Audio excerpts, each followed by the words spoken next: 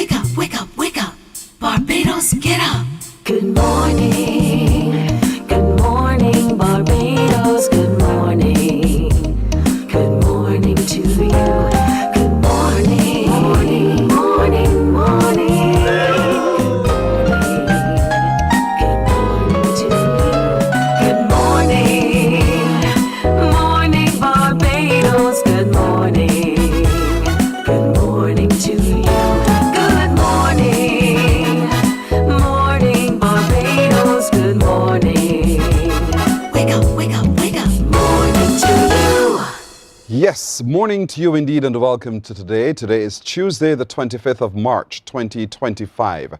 I am Pearson Bowen, welcoming all of you here, there, and literally everywhere. Thank you so much for waking up and keeping us company bright and early. And I know that you're watching from all over the globe. It's really fascinating to see when you identify where you're watching from, because it excites us to know that we're reaching you just in your particular space. So for those of you watching us on our streams on Facebook, YouTube, and on our website, good morning, bonjour, ça va? Hope you're doing well. And also remember to share the show. Thank you very much. Like the pages and share the show all the time. And remember always, if you have an idea or if you know of someone who you think we should feature on the show, we are always welcome to work in partnership with you. So send us an email, morninbarbados@cbc.bb. Tell us all the details that we need to know. Our little detective called Nadia will track them down. You better believe it. Yes, I call her a detective. She's so good at what she does. So morninbarbados@cbc.bb. She'll probably come here and throw a piece of paper at me. I don't know. But nonetheless, we're glad that you're able to wake up to keep us company. Good morning to Zavid Seals. Zavid, you're watching from the Spice Isle of Grenada. Thank you so much, Zavid. Thank you for watching indeed. And by the way, did you know your Prime Minister's on the island? Yes, sir. All right, have a good morning. Patricia Ben is watching from overseas. You see the papers coming? Ambassador, that is abuse. That is abuse. And we will talk about domestic violence. Yes, assault and battery. I remember the ambassador is an attorney at law. So I have my attorney sitting with me right now. Nadia, you're in trouble. But good morning to all of you. Indeed, thank you very much for waking up and keeping us company. It's a beautiful morning, isn't it? It's a different kind of morning indeed, too. You remember there's some road works going on, so we want you to be paying attention to all of the diversions. And remember to spot your route early and find your alternate route to avoid, well, not just congestion, but annoyance sometimes, because sometimes you just drive up and it's right in front of you and you're questioning, what now should I do? Rhonda Hines Graham, good morning to you as well. Have a terrific today. Wish you a wonderful day as well. Marcia Rock, how do you do? Terrific Tuesday morning to you as well. Thank you as well. She's wishing all of you who are watching a lovely today. Good morning, Audrey Gittins. Good morning indeed. She says, good morning all. We wish the very best to you as well. So yeah, this is how we do it in Barbados, don't we? We say good morning. And remember, that is one of the things that make us who we are. As we meet our guests to the island, we want you to remember always to exercise that civility. Good morning, good afternoon, how may I help you? All of those things, thank you even. So let's be civil to one another, not just to our guests, but to each other as well. And we find ourselves living in a very hospitable society where we are just kind and loving one to the other. How do you do, Awesome Slayer 34? Watching from Canada in Keswick, Ontario. Good to have you company. But why are you going by that name? Faye Roach, good morning to you as well. She says good morning to everyone. There's a commenters on our social media, on Facebook and on YouTube. And we're grateful for your company and your comments. Now I have today's riddle of the day.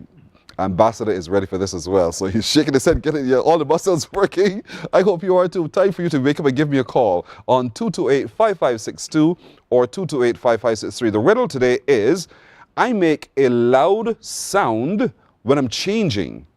When I do change, I get bigger, but way less. What am I? I make a loud sound when I'm changing, but when I do change, I get bigger, but way less. What am I? Gotcha good. 228-5562 or 228-5563. Time to get up, get cracking, get dialing. 228-5562 or 63. I make a loud sound when I'm changing, but when I do change, I get bigger, but I also weigh less. What am I? Work it out, geniuses. Let me see if you got that figured out in the 2-2s indeed. Now, coming up this morning, we'll have our conversations on CARICOM, and there's a lot happening. The United Nations Second decade for people of African descent is a subject we want to focus on as well, and how it relates to Barbados and CARICOM and people of African descent generally. And we'll also want to talk a little bit about a significant activity that occurred yesterday. It's a signal moment indeed, and that shall be a part of our focus in just a moment when we talk with Ambassador David Comishon. March 29th is a big day. Let's tell you about that in a minute. We got a call. Good morning. Good morning. Hi, how are you? I'm fine, and you? I'm doing well. Thank you for asking. You see the question. Yes, please. You believe you have an answer. Of course. I yes, believe you- Yesterday got it, and I got it again today. Oh, it prove me wrong. Was- Popcorn. I beg your question? Popcorn. Why did you say popcorn? Because it goes in at a low speed, it pops open, and it gets bigger when it pops open. All right, let's watch this together. I make a loud sound when I'm changing. Right. When it pops, it makes a loud sound. When I do change, I get bigger, but I weigh less. When it... Popcorn. Popcorn! Forget the second part of that question. When I do change, I get bigger, but I weigh less. When it pops, it gets bigger, Uh-huh. and it weighs less. You've weighed them before? Pardon me? So, all right, you're right, man. Pearson, will you go to this in the morning? Why can't I do that to you this morning time? Have a good day, Pearson. Thank you. The very same to you as well, okay? Bye-bye. Thanks. Bye-bye indeed. All right. March 29th, as I was saying to you, is a big day in St. Thomas. There's a lot happening, but this morning we want to hear what's happening at St. Thomas Parish Church. They're having a big activity there, all part of regathering festivities in St. Thomas for the month of March, and so we'll get details about that with a specific look at genealogy. Us being able to trace our roots to figure out who we are, where we've come from, and who's connected with us. So that's going to be an interesting conversation coming up.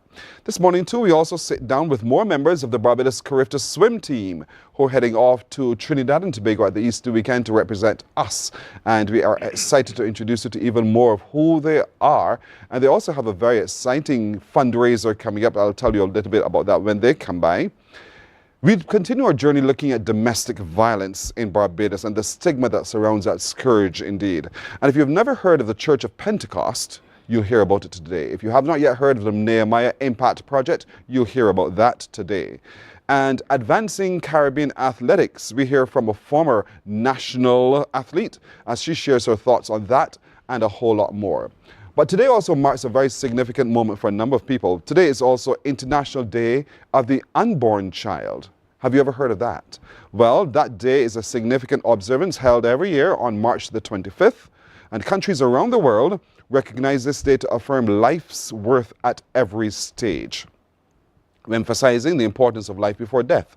This recognition encourages a global discussion on the ethical, moral, and personal impacts of abortion. So today is International Day of the Unborn Child. Today is also, in history, celebrating the anniversary of the abolition of the transatlantic slave trade. And we got this information from the Barbados Museum and Historical Society. Take a look at your screen. The transatlantic slave trade represented the single largest forced migration in the history of humanity. It commenced in the 1400s with Portugal's colonizing projects in the Atlantic islands of Madeira, the Azores, and the Cape Verde Islands. And the first mention of Africans transported to Barbados comes from the Vincent Harlow's work, A History of Barbados 1625 to 1685. And Harlow notes that William and Henry, while en route to Barbados in 1627, captured either a Spanish or Portuguese vessel, which was likely on its way to Spain. And Powell's crew removed 10 Africans from that ship. Though nothing is known of the fate of those 10 Africans, it is likely that they were enslaved in Barbados. The Act for the Abolition of the Transatlantic Slave Trade received royal assent on the 25th of March 1807, thus totally ending Britain's involvement and that of its citizens in the slave trade. So that's why we're marking those two significant events today. But there's some other significant events happening in this region. And that's where we turn our attention now to our conversations on CARICOM. As always, with Barbados Ambassador to CARICOM, His Excellency David Comishon. Ambassador, good morning. Morning, Pearson. Pleasure. I said this to him when I sat on the set with him this morning. When do you sleep? You are so busy. Well, it's a sense of mission, you know. But just, there's so many things, Pearson, that come together, and Barbados is in the center of them all. I mean, you can't talk about the transatlantic slave trade and the United Nations having a day today to celebrate, commemorate its abolition, and not think of Barbados, because, as you said, 1627, at the very commencement of the settlement of Barbados, they brought 10 enslaved Africans. Yes. So we became the world's first out-and-out slave society. So Barbados was a hub of that transatlantic slave trade. Not only did, hundreds of thousands actually come to Barbados of our African ancestors and remain here, but Barbados was a transshipment point. So we are central to that whole story.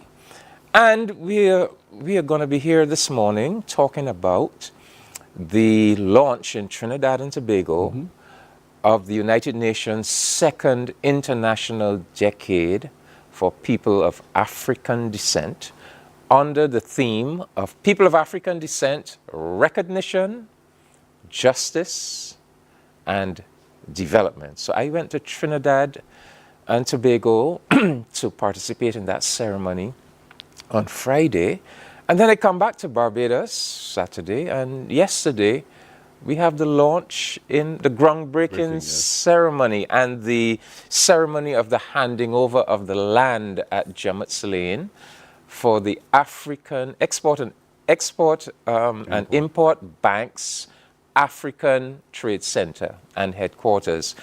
And if you wanted a perfect example of development, of recognition of people of African descent coming together under that United Nations theme, you could not have asked for a better one than what happened in Barbados yesterday.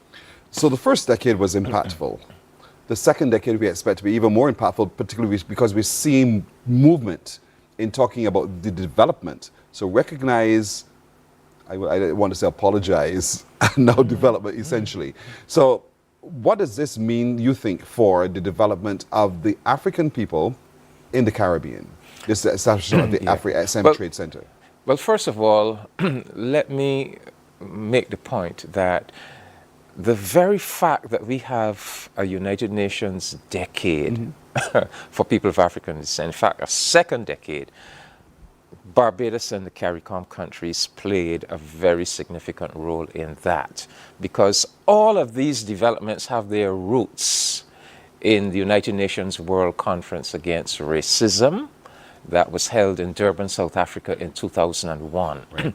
And we, Barbados, CARICOM, we played a big role in that World Conference, but particularly pushing issues. It was a World Conference Against Racism, so it related to all races, all ethnicities, but we paid a special attention to Africans and people of African descent. And so all of these subsequent developments can be traced back to that contribution. Yes, we had the first decade, 2015 to the end of December of last year. Some things were accomplished, but the truth be told, we were not satisfied. We were not satisfied that United Nations had done enough, to help propel the activities of the decade. And some of us were not satisfied that governments, even African and Caribbean governments, have sufficiently gotten on board and really pushed it. So, I was looking back in 2015, we had come together in Barbados. We formed a national coordinating committee. We came up with a national agenda for Barbados. It faltered along the way, but when I look back at the document, some of the things we were demanding in 2015 is that Barbados become a republic. We get rid of the Nelson statue, that we do a slavery memorial at the Newton burial ground, that we reinstate free university education, that we do black studies, African studies in the school curriculum, etc. And when you look back, you said, well, a number of these things did did happen. But anyhow, but the feeling was that enough wasn't accomplished, and so we demanded a second decade. Now, what is going to make this second decade even more promising is that we now have at the United Nations a new entity named the United Nations Permanent Forum on People of African Descent. It's a 10-person international forum. 2 of the persons on that forum are CARICOM people. In fact, the current chair of the forum is Dr. June Suma of St. Lucia.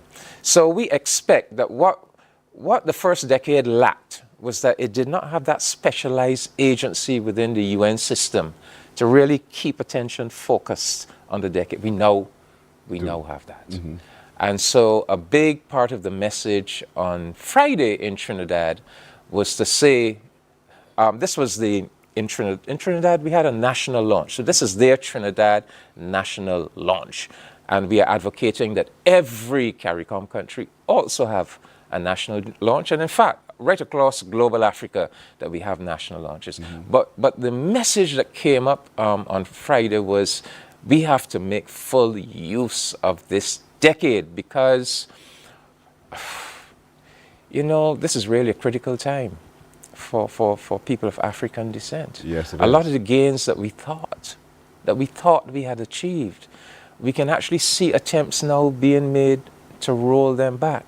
So it's almost like a godsend at a time when we see facing us so many challenges to our welfare as people of African descent. This decade comes along. So we said, look, we have to make full use of this next 10 years. Our governments have to be on board.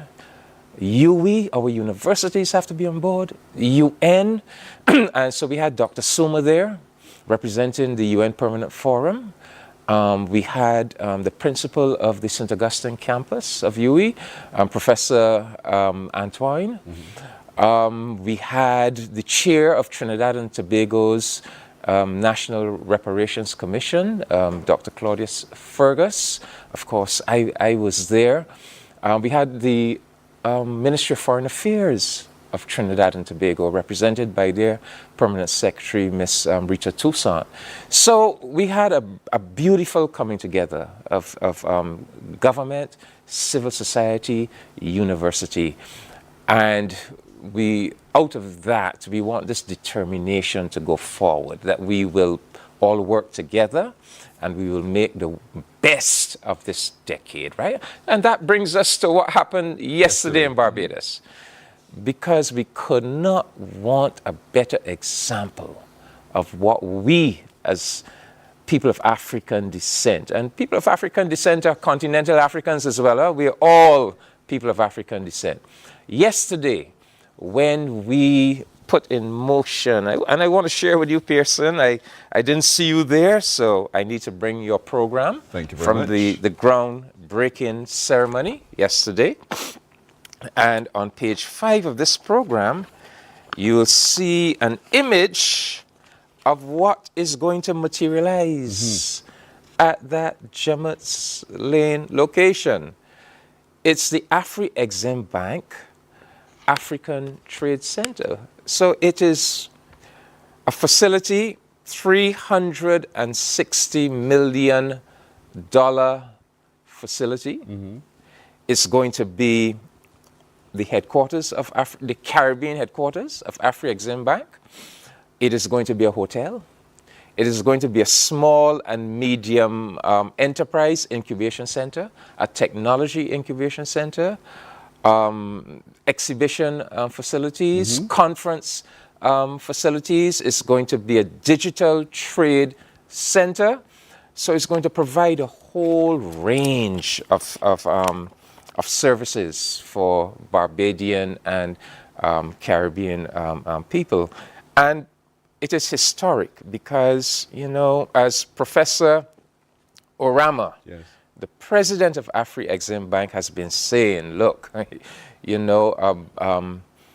this Middle Passage that we experienced during those centuries of that transatlantic slave trade, whose abolition we are commemorating today, It's separated us. It's separated African people in the Caribbean from our brothers and sisters in the continent. And Barbados became a victim of that middle passage. We want to reverse that middle passage now. Everything that was negative about it, we want to make positive. And we want to come together as an African people to build up each other, you know? And so Barbados could not have sent a more positive signal about how we use this second International Decade for People of African Descent than what we did yesterday. In discussion with other foreign ministers and other dignitaries like yourself, what do you see to be some of the other primary agenda items that the forum should advocate at the United Nations? Well, the fundamental item is going to be reparations. Right. And reparations in its evolved format. You know, when we began the first decade in 2015, we probably had a fairly simple concept of reparations, you know.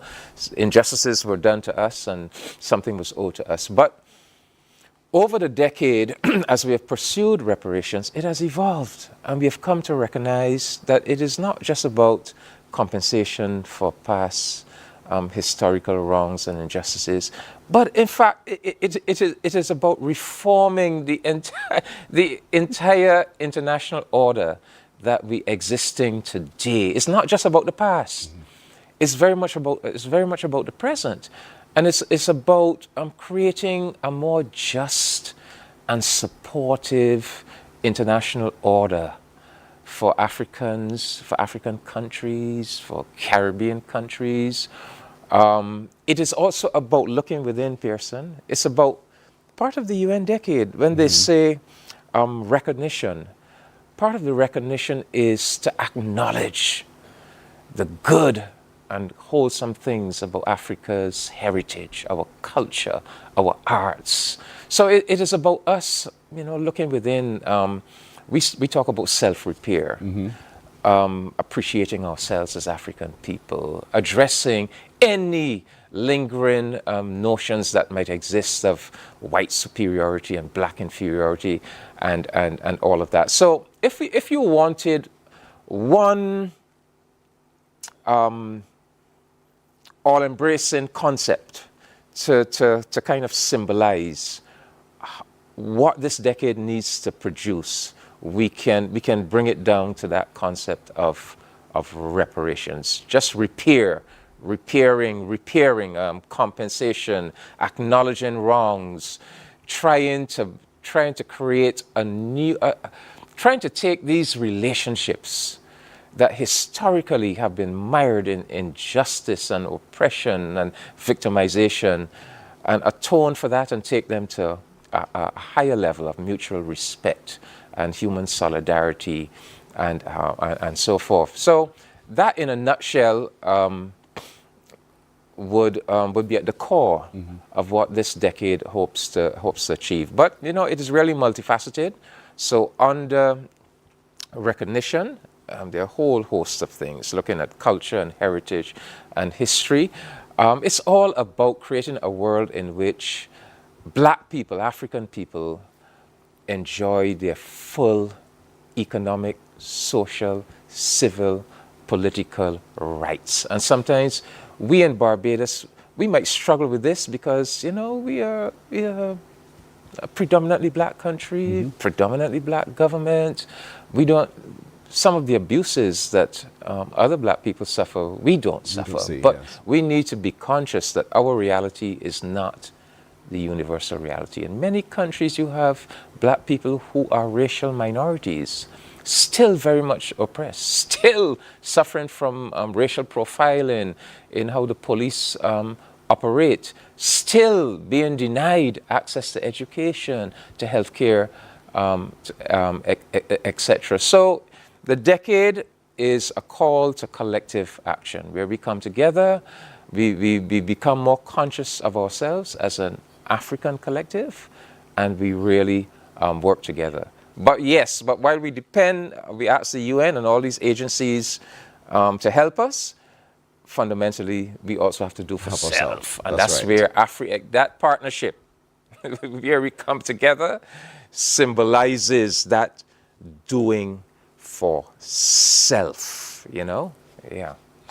You know, Ambassador, this is obviously the springboard for a lot of other conversations on CARICOM, and certainly we'll be happy to invite you back again next week, God spare life, to continue looking at, again, how this establishment of the Afri-XM Bank in Barbados, the second international decade on people of African descent, how all of these intersect so well about how we live and how we practice as a people. And so I want to thank you again My for pleasure, inspiring us Pearson. in this conversation. My Mornin pleasure. Barbados comes right back in just a moment. Morning, morning, morning. Good morning. Good morning to you. Jesus Christ loves you, and greater love hath no man. Because of his love, he opens the way. He opens eyes, ears, and minds. Open your heart and experience General Conference of the Church of Jesus Christ of Latter-day Saints and feel his love. Greater love.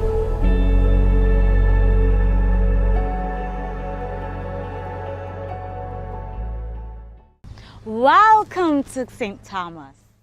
I've seen a lot of places around the world and far apart. But deep inside, there's only one that's closest to my heart. Wherever I may lay my head, no matter where I roam, Barbados will always be home. I love the open spaces, what a feeling to be free. I see I'm smiling faces, oh, they mean the world to me. A place where friends are family, a place to stand alone. Barbados will always be home. Barbados, yeah. Barbados, Barbados will always be home. The Prime Minister's Office welcomes you to the St. Thomas Ideas Forum, Wednesday, March 26 at 6:30 p.m. at the Rock Hall, Freedom Park. This is your chance to come together and share your ideas for the future of St. Thomas and Barbados. Submit your ideas to ideasforum@barbados.gov.bb or find us on WhatsApp at 256-4646. Come out and let's gather and share our ideas for a better St. Thomas and Barbados.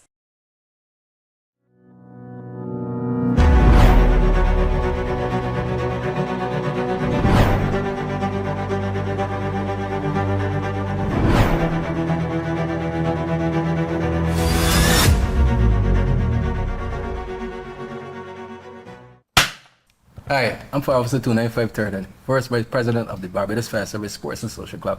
Hi, I'm Fire Officer Colligan, Secretary of the Barbados Fire Service Sports and Social Club. The Barbados Fire Service is celebrating 70 years. Come celebrate with us. The club, we are hosting football, cricket. Morning. Good morning to you. 29 minutes now after 6 o'clock, and yes, I do have another riddle for you, and yes, you shall answer me on this riddle as well, and here it comes. The riddle is, what invention lets you look right through a wall? What invention lets you look right through a wall? What is that? 228-5562 or 228-5563 is also for my guests. Got them good. Who are joining me this morning now, and they're coming from the Archives Department. They're going to be joining what's happening in St. Thomas Parish Church Yard at the weekend on the 29th, as a matter of fact. Karen Proverbs and Stacey Adams are both archivists with the National Archives Department. Good morning to you both. Good morning. Good. You want to try to answer the question first or hold it to the end? Give you some more time to think about it? Hold it to the end. You're going to hold it? Okay. But you shall answer it this morning. We will. Oh, we I will. wish you well. will. It's a tough one here. Good girl.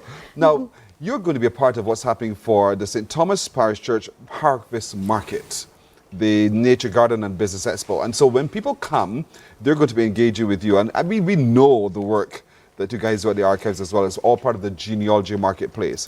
So Karen, could you tell me a little bit about when people come on the 29th, what they can expect when they come to your space at the Harvest Market? They'll be introduced to aspects of genealogical research, how to actually go about researching family.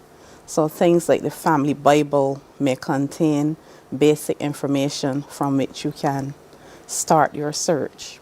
Then they will dive into the actual records which cater to family research. So we have things like baptisms from 1637, marriages and burials from 1643.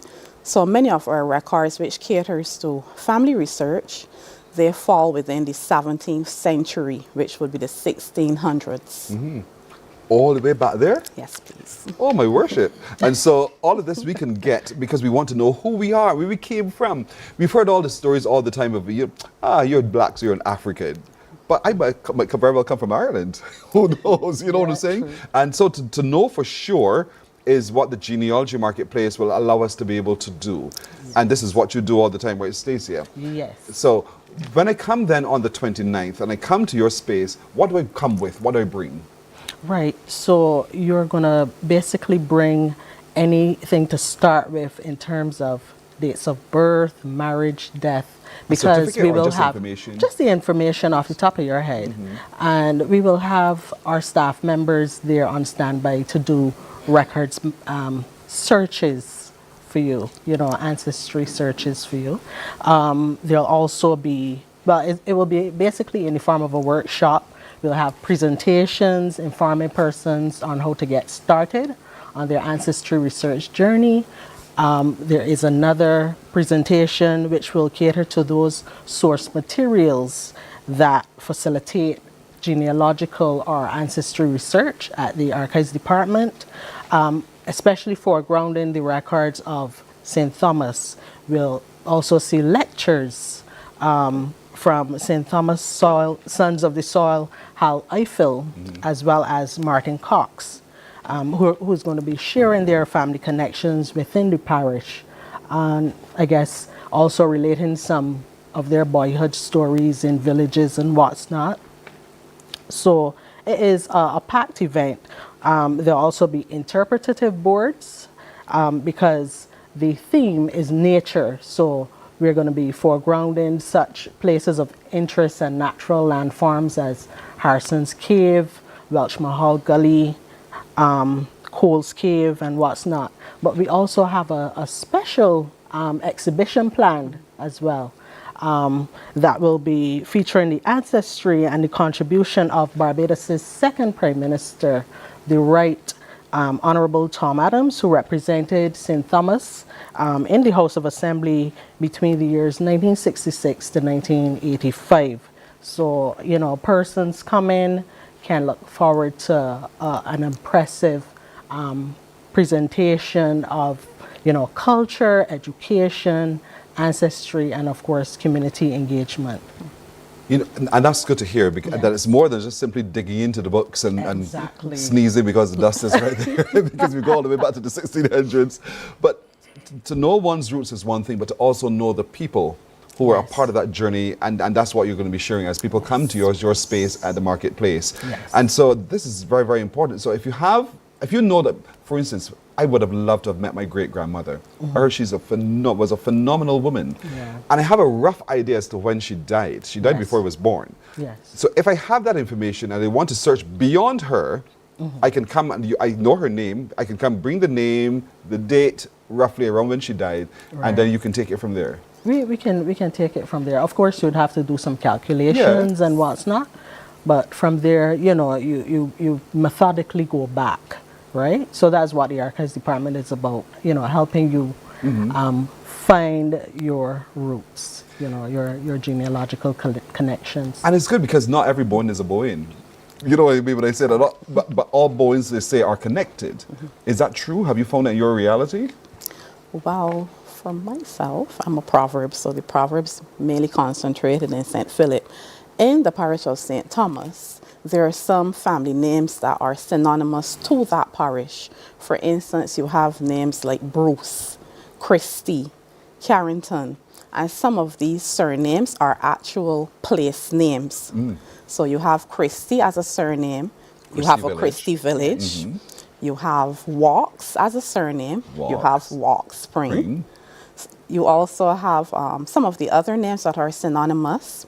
You have like Taylor, Straker, Maynard, and it's also an educational day. It's a day to learn more than just ancestry, because I would have discovered that Lord High Admiral Vernon Watson, he was born in Highland. So it's also to showcase prominent persons who have done well for the parish. And we know that Lord High Admiral, he would have revived the landship. So there's so much happening. And this all happens on the 29th of March on the compound of St. Thomas Parish Church. But I must also inform persons that happening also on that day, the genealogy marketplace will also be hosted at Sturgis, right? Yes, that's right. That's right.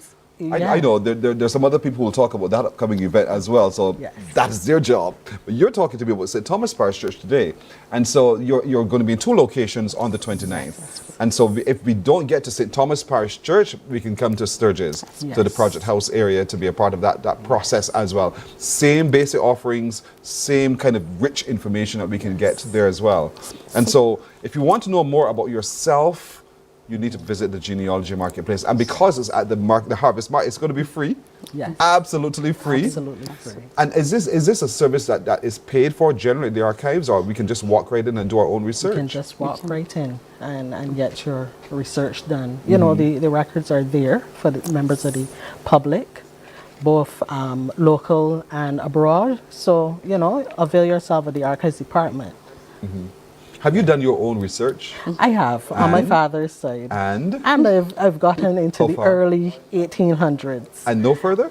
I need to, so it's a work in progress, because you would find that persons would have been coming to the archives for the past 10, 20, sometimes 30 years. So it's a gradual, methodical process of finding information and going progressively Because backward. record keeping might not have been quite as accurate at some stages as you go, but then you discover other pieces that brings it all together. Exactly, and you know, persons have come for a number of years, and they have a very comprehensive family tree put together. So, you know. So what have you learned about you?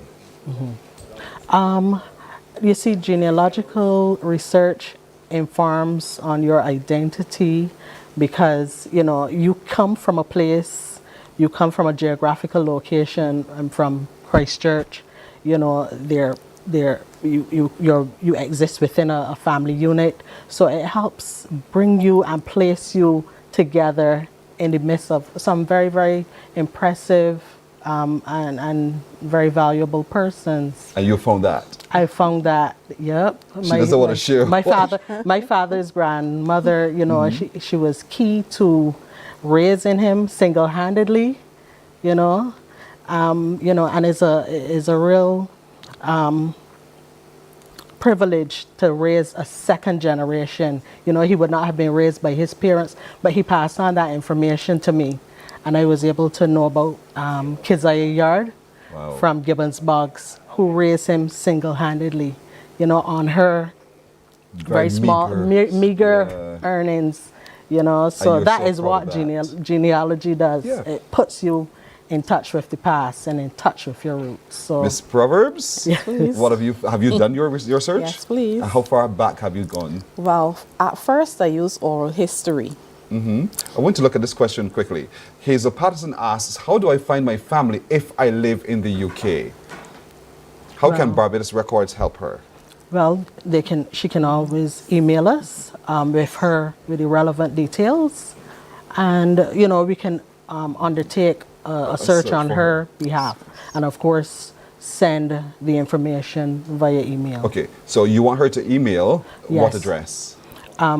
Archives@barbados.gov.bb. Easy. Archives at barbados.gov.bb. Start us out with some basic information, and they will start to search for you and email you Dates back of what birth, they found. marriage, burial, and we can we can progress from there. Great. You were telling me, Miss Proverbs, what did you find? Well, with the use of oral history through Granny Proverbs, she taught me that her dad was a white man and her mom was black.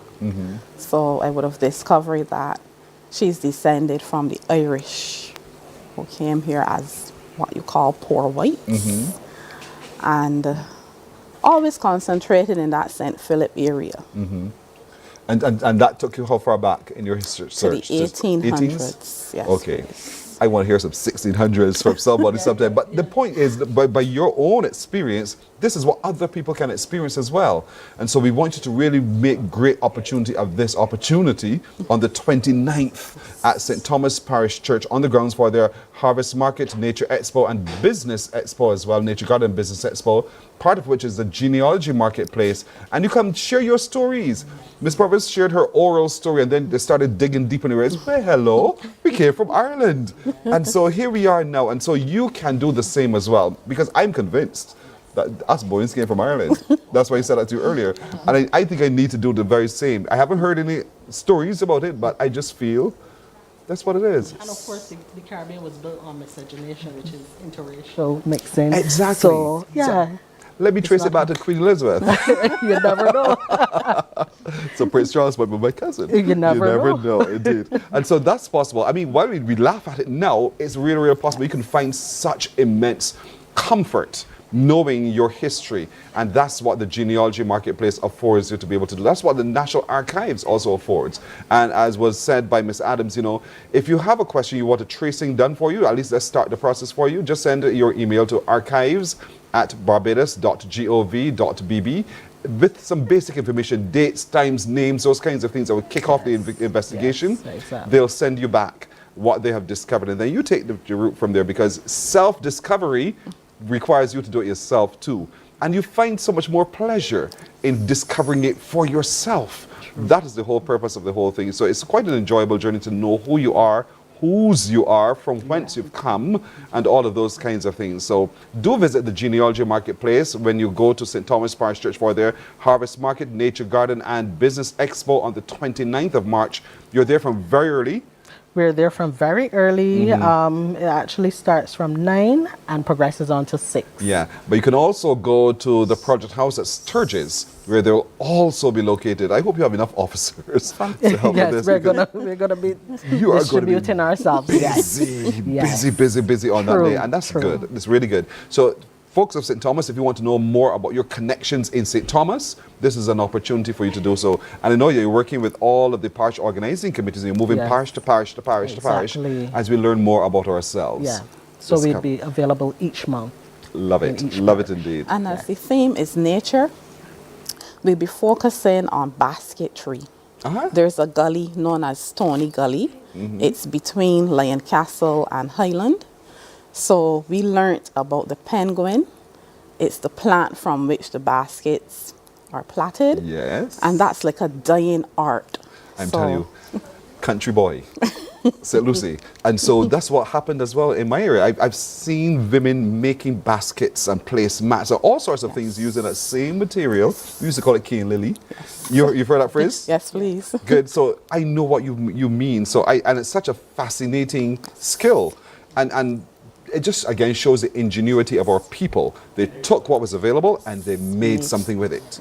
Innovative. Totally innovative. And so that's what we're also celebrating when we talk about nature in St. Thomas. So thank you for reminding me of that. Oh, my word, the memories. That you had cup warmers, you had place mats, you had baskets and coasters, everything made from that one little thing that was in gullies. Yes. Simple so. Yes. And it continues today because there are people who visit our island who want these things. So there's still a very rich market for it, you see? And the archives, we also cater to academic research. So I would have found a book by Reverend Griffith Hughes, who visited Barbados in 1670. Griffith Hughes, and he visited in 1670, and he wrote about this same penguin plant. Whoa. But the last name is Griffith. You never know, he might have been returning home. Ladies, thank you so much indeed. You have me going now. I'm sure all of our viewers, their minds are ticking. Now, we got to do this, folks. We have to do this. The Genealogy Marketplace is happening on the 29th of March. They're in 2 locations in St. Thomas Parish Church for the Harvest Market, Nature Garden, and Business Expo. They're also going to Sturgis for that big activity there as part of the marquee activities for St. Thomas as well, all on the same day. So they're ready and willing to help you. Just bring some basic information, the memories you have with whether you have the birth certificate, the death certificate, some idea of marriage, a basic name. And let's start the tracing. Let's do this together. You may be related to me. So hi, Kaz.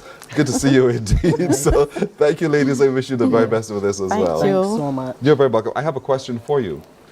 What invention lets you look right through a wall? A window. Good morning. Good morning. We're taking a break. We're coming right back in just a moment. Morning, morning, morning. Good morning. Good morning to you.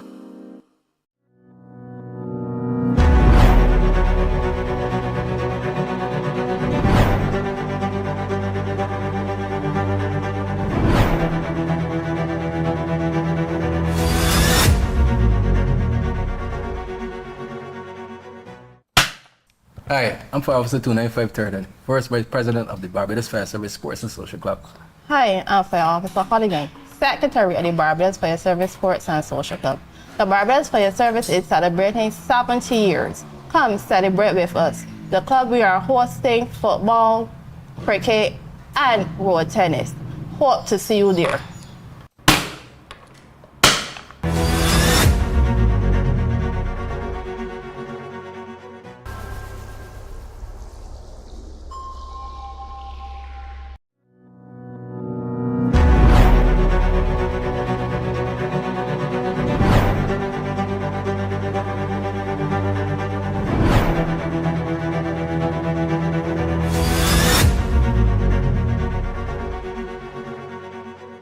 Did you know that there is an acronym called PASS, which makes it very easy to use a fire extinguisher? P, which stands for pull the pin. A, which means aim at the base of the fire. S, squeeze the trigger. And another S, which means sweep from left to right. This allows you to effectively extinguish a fire.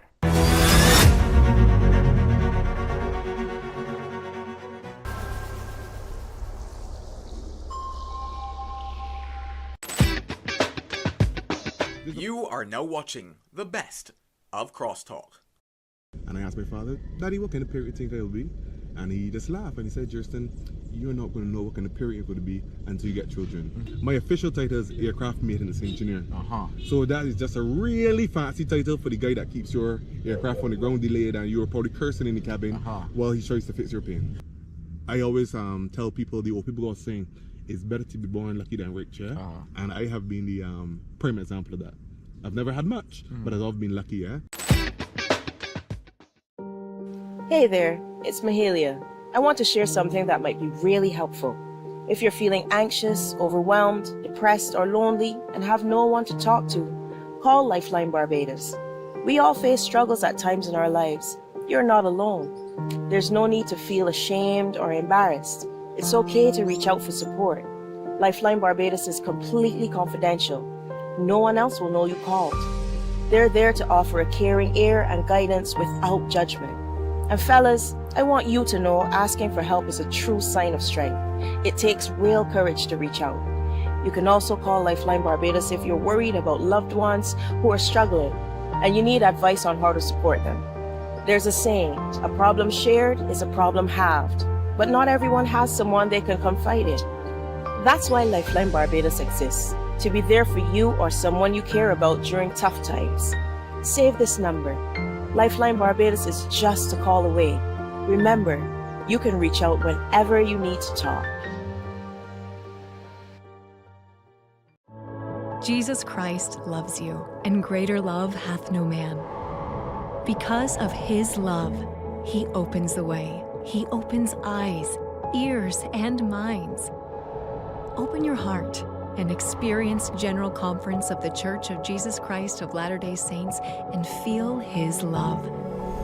Greater love.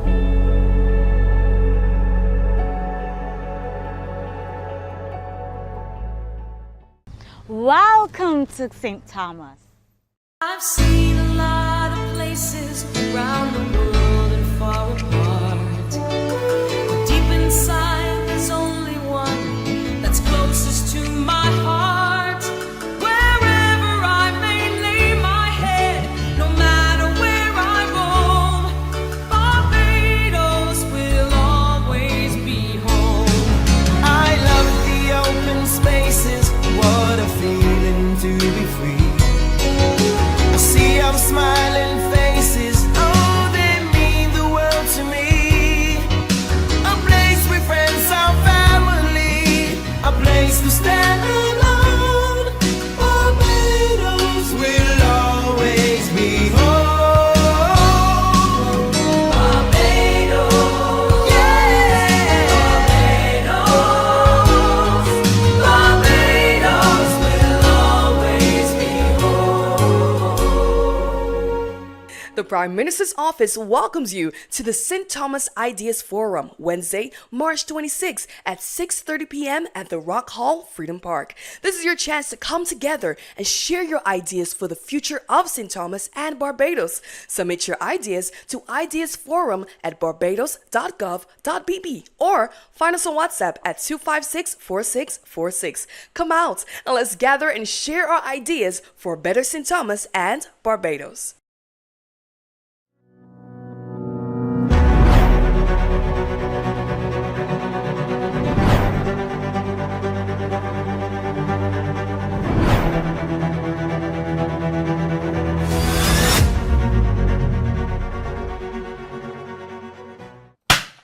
Hi, I'm Fire Officer 295 Turtle, First Vice President. Morning, morning, morning. Good morning. Good morning to you. We have 8 minutes now to go to 7 o'clock as we continue on Morning Barbados to meet some of those representing our beautiful island on the Easter weekend in Trinidad and Tobago for the upcoming CARIFTA Swim Championships.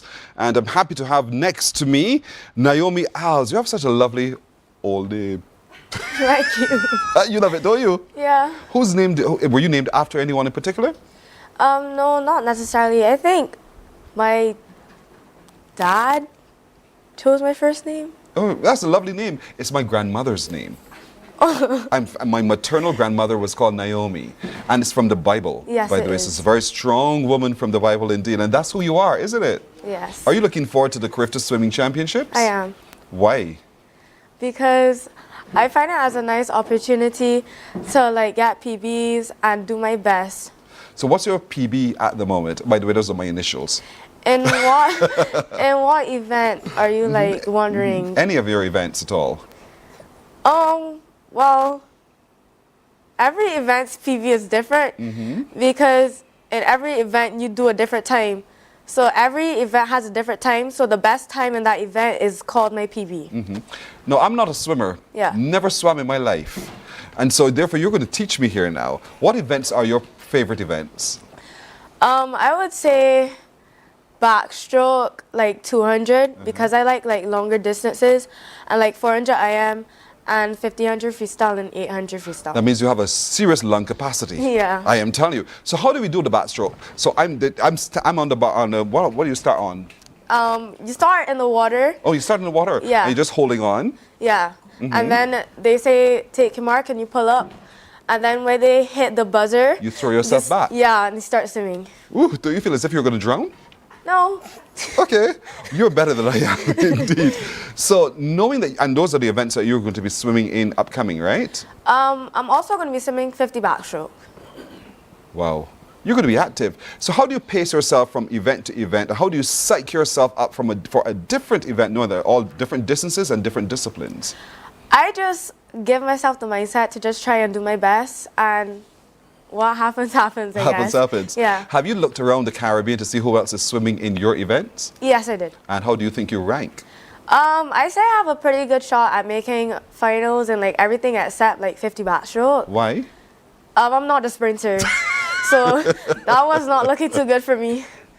So, but you surprised yourself this time around, right? I might. And I'm hopeful. I love the fact that you speak so loudly. I love that. This little old half-deaf old man here loves that. All right, next to you is Amaya Harrison. Good morning to Amaya. Morning. How are you doing? I'm good. How are you? I am very well, thank you for asking. Sure. Are you excited about the CARIFTA Swim Championships? Yes, I'm very excited. It's an honor to represent Barbados again, and it's just a lovely opportunity to, as Naomi said, make PBs. So I'm excited. Barbados again. How many times have you represented Barbados? I represented Barbados for the past 3 years at CARIFTA, and then I represented Barbados for 2018 at Goodwill. Girl, you're going to the Olympics. Do you have that as part of your trajectory? Yes, it would be lovely to make the Olympics. I am telling you. So what are you doing then to prepare yourself for the Olympics? I'm training hard every day. You want to put in as much as you can. Every day will be different, and you won't be able to put in like the same amount every day, but you put in as much as you can. You eat properly, you make sure you rest, yeah. So I'm now curious, because you're all young ladies. So when you say to eat properly, what do you mean, Shafette? No. Every once and again you might have that, but you want to make sure you're taking in your carbs and your protein, and just make sure you're giving back your body what is putting out.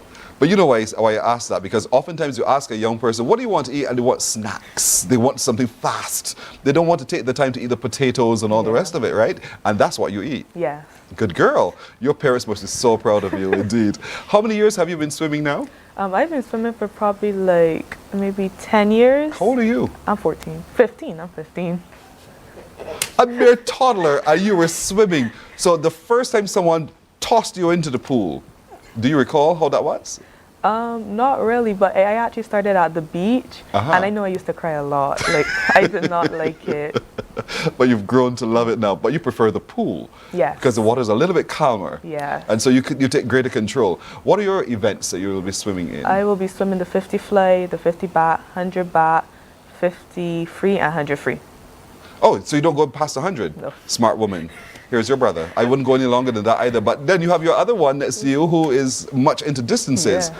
So have you also had a chance to look at the other people who are qualifying from the region for CARIFTA? I know who've qualified, but I haven't really looked at it. I like to focus on myself, so I don't really look at other people. Okay. Right. So if you're talking to me, don't talk to me while I'm doing. So tell me while I wait for you now. So here it is. You're doing all of that and you're ready to go. Ready to go. Yeah. Have you been to Trinidad before to swim? Yes, I've been to Trinidad before. before. So you know it. Yeah. Have you told the others on your team about this? Not as yet. So you have some work to share with them indeed. Layla, good morning. Morning. You're the tiniest of the group here this morning, but you're the one who goes into the open water. Yes. Is that a different discipline from swimming in the pool? Yes, it's very different because the water is not nearly as calm as it is in the pool. It's a lot choppier and a lot longer. So in pool swimming, it normally only goes up to 1,500 meters, but open water is all the way up to 5,000. What? Yes. 5,000? Yes. That takes you how long? About an hour 15. You can be out there in that water for an hour and 15 minutes? Yes. And how do you pace yourself for that? I just like to go out kind of not slow but calm and steady because I still have a lot to swim, and then just try and gradually increase throughout the race. And it depends obviously on the sea conditions. Yes, definitely. So before you jump into the water or do you assess what's happening out there on the waves? Yes, because it takes a lot more energy to swim in choppier water because you're kind of fighting with the water. When it's calmer, you're allowed to just swim a lot faster and not have to put out as much energy fighting the waves. I'm curious, have you been, let's say, half hour into your race out there swimming in open water, have you ever felt, I should turn back? Have you ever felt that way? Yes. And so recall for me one of those moments where you felt that way. What happened? Well, I've only swam 5,000 once at Barbados Open Water Festival last year, and there was actually a 3,000 going on the same time as the 5,000. So I was kind of like, why did I enter the 5,000 and not the 3,000? So yeah. Trust me, I'll turn back and say, you know what, I'm done with this, you won, and move along. And so you're looking forward to that, and you're excited about being in Trinidad. Is this your first time competing in CARIFTA? Yes. I've competed in CARIFTA triathlon before, but never CARIFTA swimming. I qualified for CCCAN Open Water last year, but I wasn't able to go due to a storm, so I'm very happy that I'm able to represent Barbados this year at CARIFTA Games. Oh boy. Knowing that Barbados knows you, and knowing that Barbados knows what you can do, does that scare you? Not really. Yes. Oh, yes. Not really. You just want to stay focused and make sure you get it done, right? Yes. Well done indeed. Coming back to you, don't worry. Sanaya. Now that's the name of one of my nieces. She's a lovely girl. She's on the island right now, as a matter of fact. She's from America, and she's celebrating her birthday in a matter of days. Sanaya, good to meet you. Good morning. What are you looking forward to most at CARIFTA? I'm looking forward to swim, I guess. It's not my first time at CARIFTA, so I'm honestly just there to make like personal best and try to like qualify for other meets. Mm-hmm. Do you like competition? I guess, like kinda. No. That sounds like halfway no, halfway yes. Yeah. So which is it? Which side does it lean most on? I don't like competition, or yes, I like competition. I mean, like I like competition. You like competition? Sometimes I don't like it. It just depends on like my mood on the day of the competition. On the day. So psyching yourself up for competition now is called CARIFTA. You're swimming among some of the best in the region. How are you preparing yourself mentally for this? Well, it takes like a lot for me because I don't think I always had the right mindset. So like, it's about like changing my mindset to have like the proper mindset. And like when I don't do things the right way, or if I don't make a time in practice or whatever, it's kind of just like moving on and saying that I can do it the next day, the next set or whatever, and not like leaning down on it and be like, oh, well, I didn't make it now, so I'm never going to make it again. Do you do a lot of mirror talking? I can do this. I'm the best. Do you do a lot of that? I guess so. Yes, you do. I can see it in your face. Yes, you do. And that's not a bad thing because it helps to reinforce your confidence as you go as well. So in terms of, I hear a lot about gym. You go in the gym and you work out those kinds of things. Do you do that too? Yeah. Yes? So what body parts do you work out? The arms, the shoulders, the legs? Probably just my legs. Yeah. I mainly work on my legs and like upper body strength because like I usually like have power in like other areas, so it's kind of just working on like my weaker areas. The upper and the legs. What are your favorite events? What are your events, first of all? I'm swimming all the breaststroke events. That's 100, 50, and 200, and then I'm swimming 200 IM. That's a lot to swim on your back, I am telling you. And so when you're doing the backstroke, do you get to see what's going on? You said the backstroke, didn't you? I said breaststroke. Oh, I apologize. My humblest apologies. You said breaststroke. I apologize, ma'am. When you're doing the breaststroke, do you get to see what's happening with the other lanes around you? Not really. Do you care what happens in those other lanes? No. You just want to get to the end and hope to see that your head came up first, second, or third. Right. I get you. I would too, indeed. All right. Jada, Miss Pounder, good morning. Thank you for waking up early. Is it a struggle for you to wake up early? I wouldn't say it's a struggle anymore because of how like I train in the morning 3 times a week, so I wouldn't say it's a struggle. I love your tone. You have a lovely, it's sultry with a little bit of hoarseness in it. It was really lovely. Sorry, forgive me, but that's what I'm hearing. It's a beautiful tone. Keep that up. So you've learned now how to handle the waking up early and to get ready for the pool and to do what you have to do. What are your events? I'll be swimming the 50, 100, 200, and 400 freestyle. A lot. Mentally preparing for a lot. How is that for you? I would say that I just take the events one at a time and have to focus on each individually because they're different races.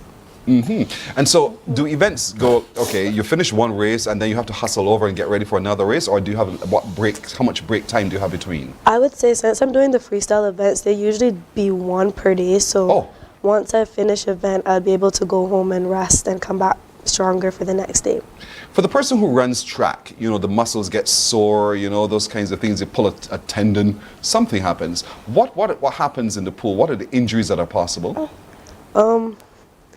I would say a lot of shoulder and upper body, but as well as like maybe knee injuries and hip injuries. Really? How could one hurt one's knee in water?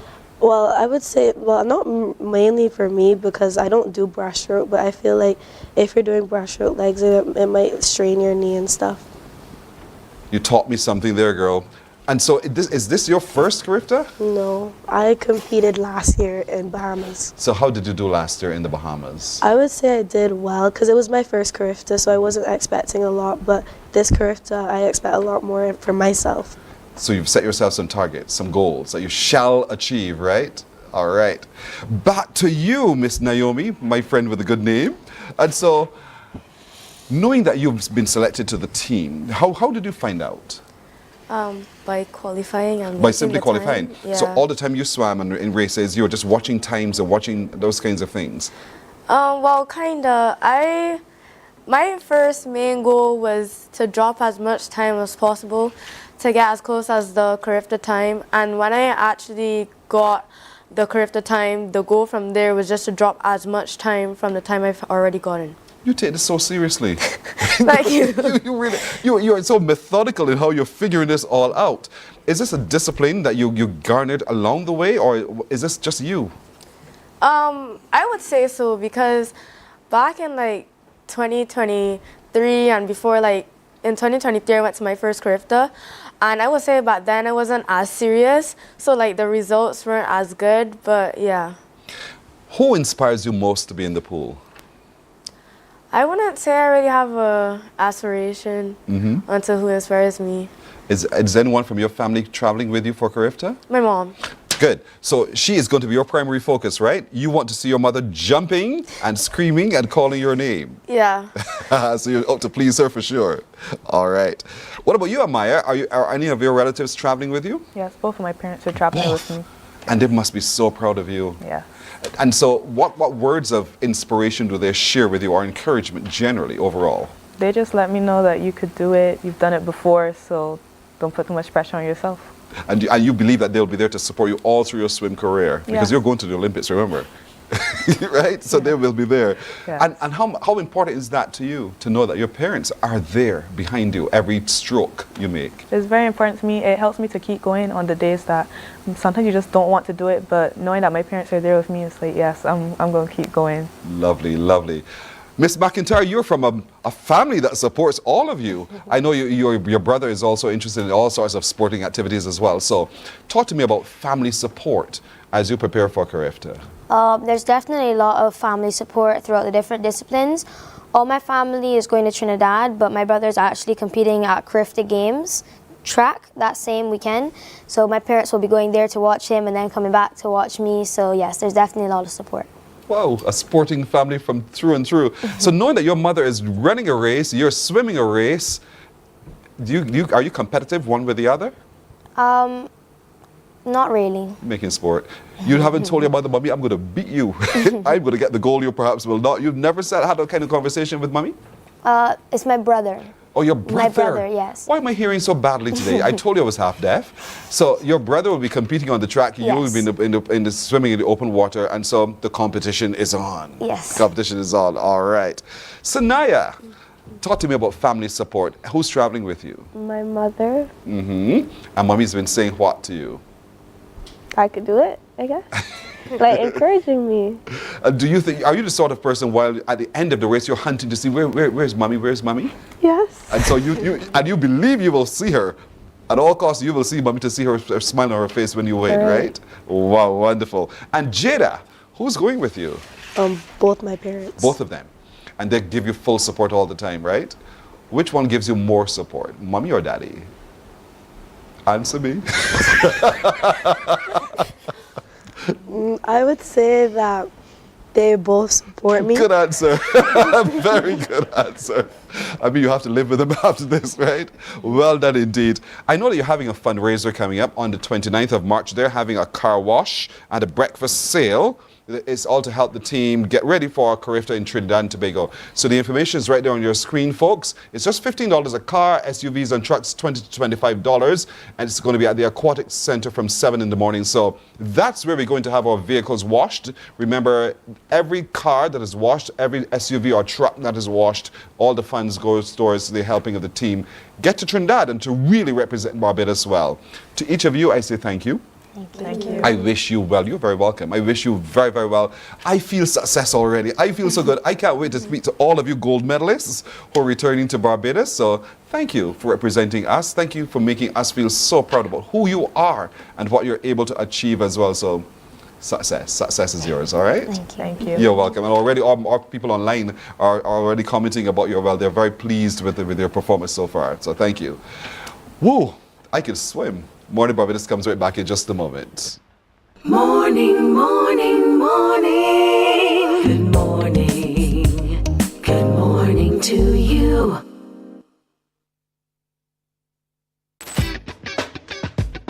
You are now watching the best of Crosstalk. And I asked my father, Daddy, what kind of parent you think I'll be? And he just laughed and he said, Justin, you're not going to know what kind of parent you're going to be until you get children. My official title is aircraft maintenance engineer. So that is just a really fancy title for the guy that keeps your aircraft on the ground delayed and you're probably cursing in the cabin while he tries to fix your plane.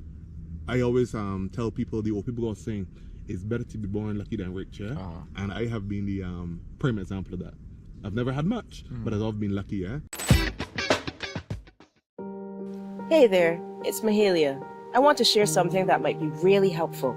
If you're feeling anxious, overwhelmed, depressed, or lonely, and have no one to talk to, call Lifeline Barbados. We all face struggles at times in our lives. You're not alone. There's no need to feel ashamed or embarrassed. It's okay to reach out for support. Lifeline Barbados is completely confidential. No one else will know you called. They're there to offer a caring ear and guidance without judgment. And fellas, I want you to know asking for help is a true sign of strength. It takes real courage to reach out. You can also call Lifeline Barbados if you're worried about loved ones who are struggling and you need advice on how to support them. There's a saying, a problem shared is a problem halved, but not everyone has someone they can confide in. That's why Lifeline Barbados exists, to be there for you or someone you care about during tough times. Save this number. Lifeline Barbados is just a call away. Remember, you can reach out whenever you need to talk. Jesus Christ loves you, and greater love hath no man.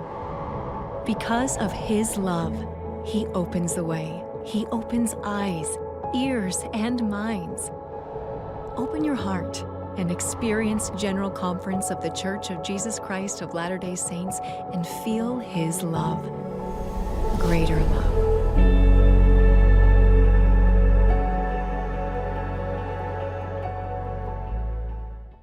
Welcome to St. Thomas.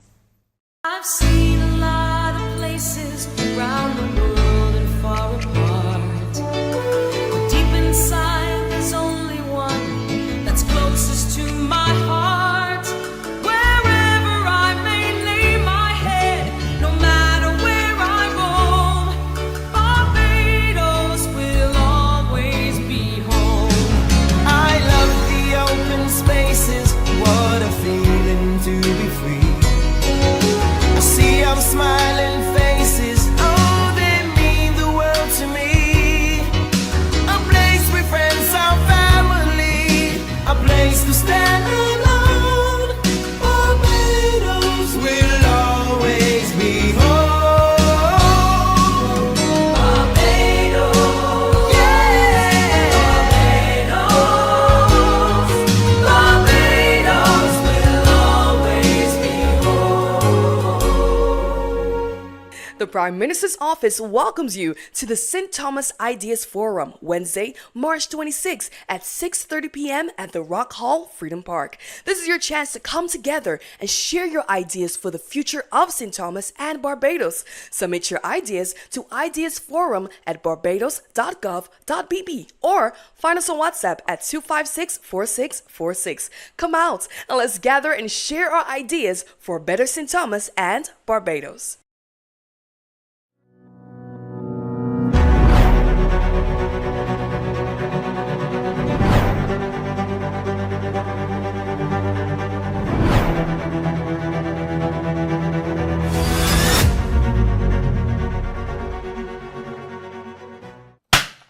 Hi, I'm Fire Officer 295 Turtle, First Vice President of the Barbados Fire Service Sports and Social Club.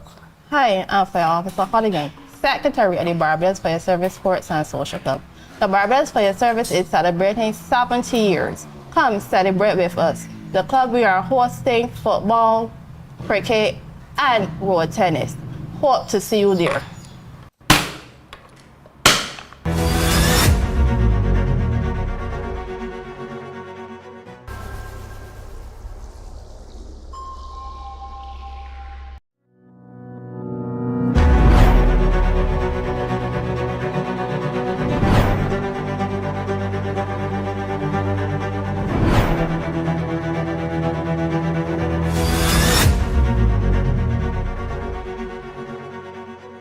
Did you know that there is an acronym called PASS, which makes it very easy to use a fire extinguisher?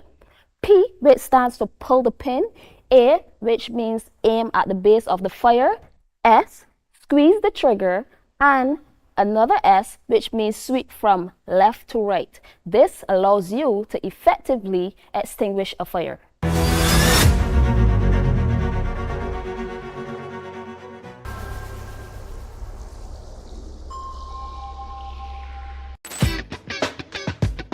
You are now watching the best of Crosstalk. And I asked my father, Daddy, what kind of period do you think I'll be?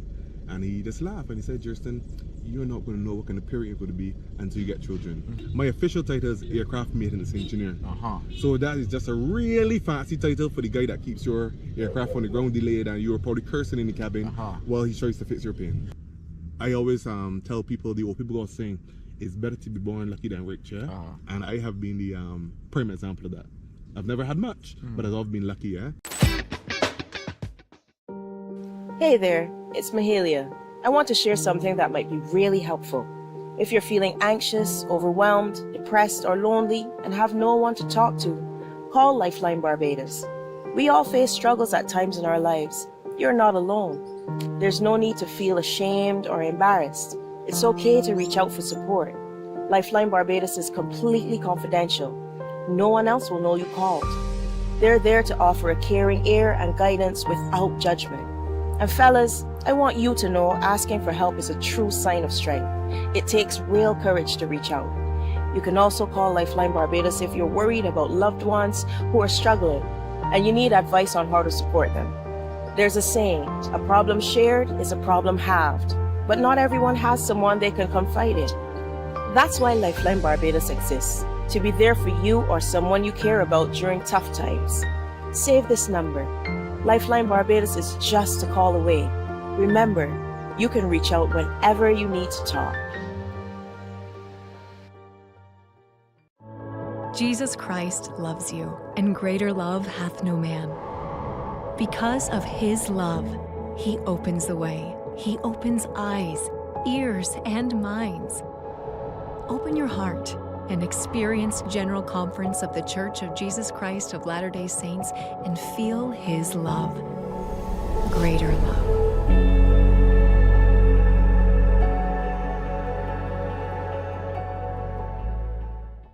Welcome to St. Thomas. I've seen a lot of places around the world and far apart. Deep inside, there's only one that's closest to my heart. Wherever I may lay my head, no matter where I roam, Barbados will always be home. I love the open spaces, what a feeling to be free. I see our smiling faces, oh, they mean the world to me. Morning, morning, good morning, good morning to you. 18 and a half minutes now after 7 o'clock, and Barbados will always be home, isn't it? And Barbara doesn't know that? Can you imagine that? Caroline and I, we were here dancing and swaying just now. Barbara Daniel Goddard had no clue about the song. Barbara, shame on you. That's all right. But good morning again to you. Good morning. Barbara is the chairperson of Advocates Against Domestic Abuse, and with her is her vice chair in Caroline Bennett Jarvis. Good morning to you, Caroline, as well. Good morning, sir. Listen, you know last week we were talking about red flags? Yes. I should have seen the red flag because it's twice that I was, she's coming back, twice that I was abused by my producer. who threw paper at me. I should have seen it coming, shouldn't I? Well, you should have, but I don't believe you. No problem, no You problem. recognised it. By now, and I've done something to avoid this abusive relationship. Yes. Absolutely. Yes, we're talking domestic abuse here, folks, and we're talking about it from the perspective of stigma. And sometimes, a lot of times, it's not reported simply because of what one perceives as a stigma. Yes. We don't want to be associated with that. And have you read today's newspaper yet, by the way? No, not yet. Because they're talking about the statistics relative to domestic. I thought, oh my word, they're talking about what we want to talk about today. The numbers were reported, and they were talking about the under-reporting of domestic abuse. So, and you've seen this as a part of your reality as well. Indeed. I mean, there's lots of under-reporting. Because the stats that we see are the stats from the police, but there are lots of persons who don't go to the police. And so as an organization, we have a lot of people who don't go to the police. And there's various reasons for that. Sometimes the abuser is a police person. So true. So they don't go to the police. But generally, it is a sense of perspective. Sometimes people feel that the police is not going to be as helpful as they ought to be. And at times people feel that if they go to the police, it is going to become known. Someone might see them at the police station, whether it's a friend, family, or the abuser. So there's many, many reasons why people do not go to the police. And at times people don't think that the issue warrants going to the police. And that's the other thing. So they don't report it because they're thinking, okay, well, it wasn't physical. The person was verbally abusive to me, etc. So I can't go and report that to the police. So these are the things that we need to make sure that all of it is part of the same cycle of abuse. Carolyn is bursting to say something. I just wanted to add to that. I think it's also that sense of it's a private matter. Yes. You know, let's sweep it under the carpet or keep it hush hush. We're ashamed. Right. So hence, you know, in some cases, maybe you want to you want to keep up with appearances, or you may feel, you've been convinced that it's best to just keep quiet about it and deal with it in private.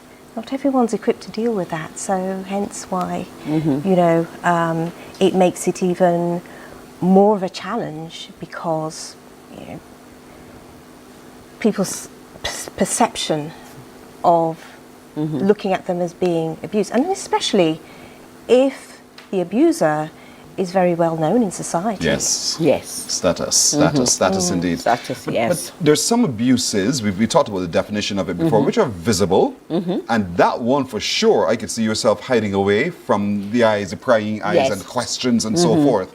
But then there are others that are invisible. It could be financial abuse, emotional abuse, and no one knows. Yes. But you. You know. Yeah. And because of that, you feel that the whole world knows because it's echoing in your emotion. You're thinking, I can't tell anyone for fear of being labeled weak, ineffective, or foolish. Yes. And that changes how one feels.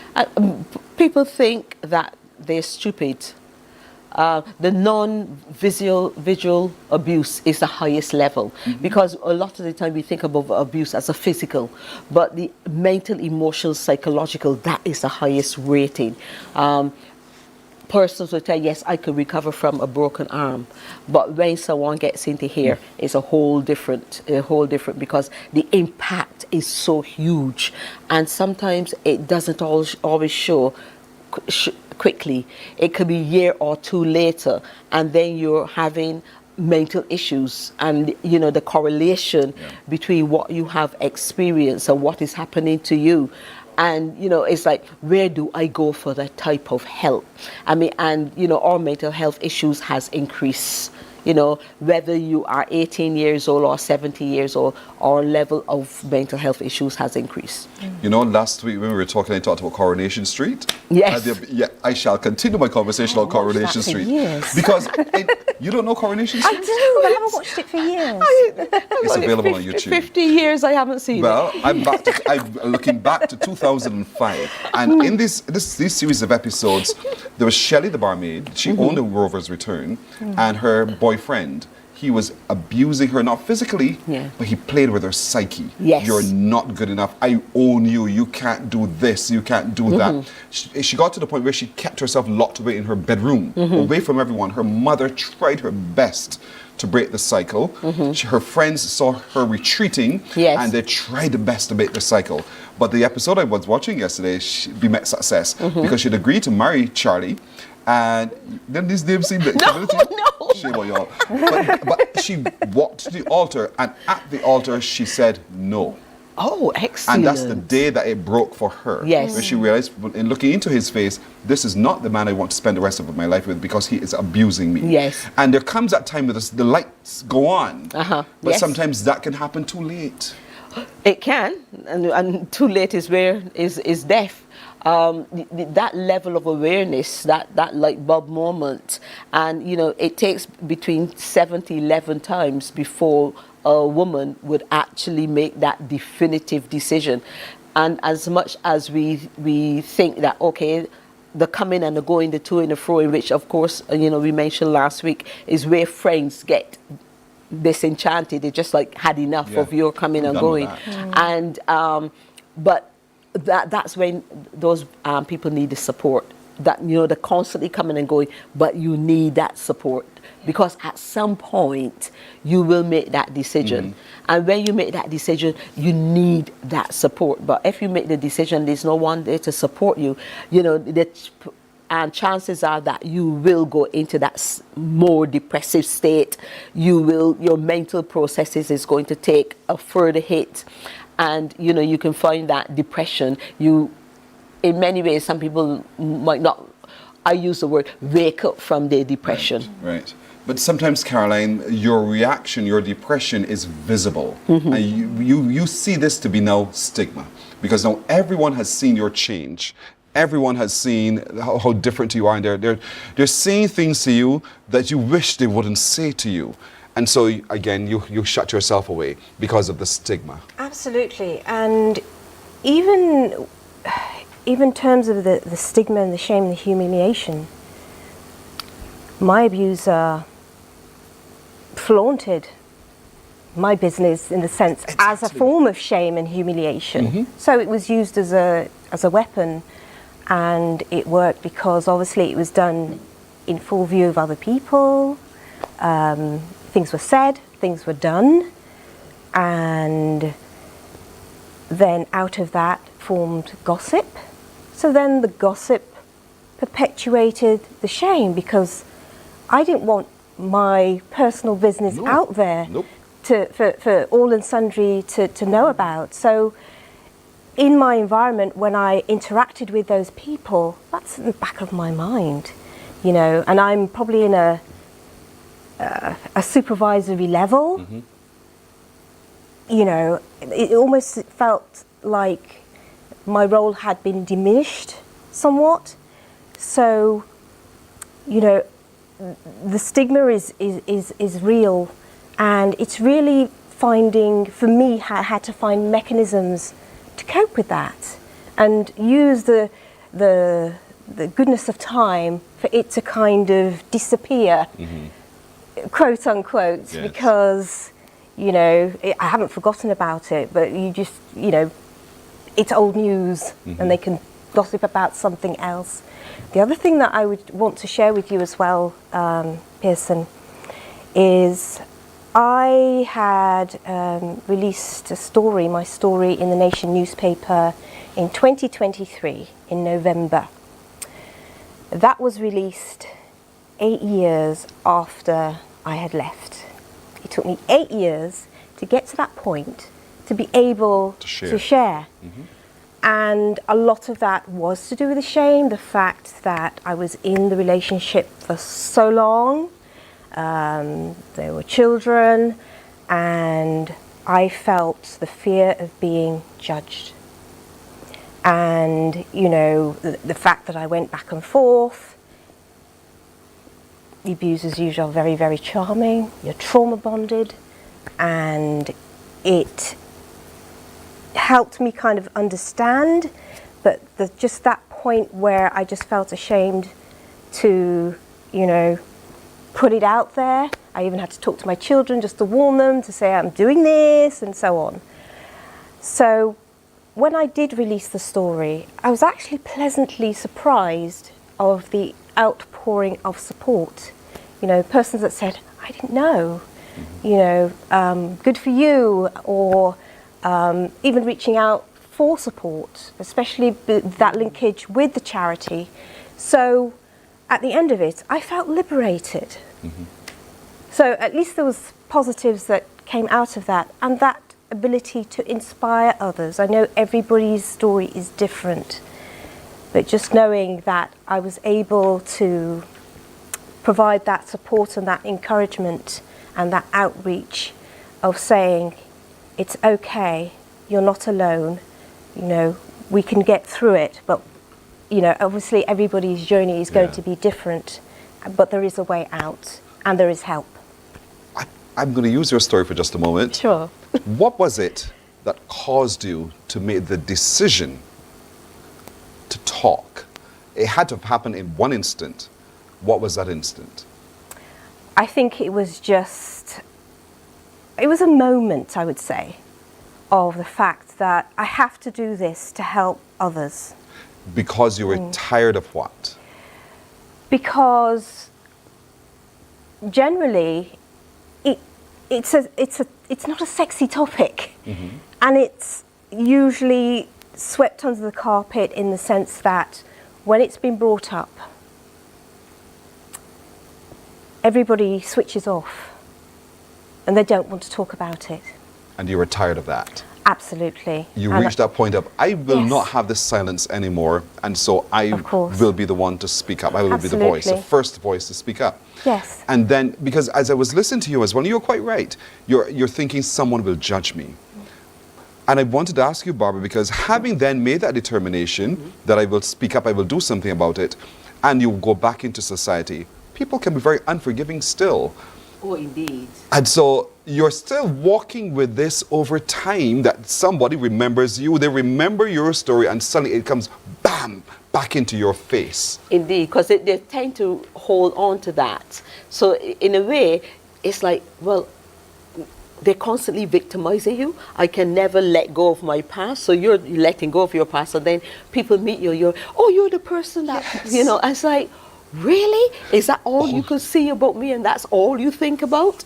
And so you have to find a mechanism then to deal with that. You know, you don't get defensive, but you really need to find a way of actually you know, interacting with people about the fact that, you know, their approach to you regarding the fact that you have been a survivor.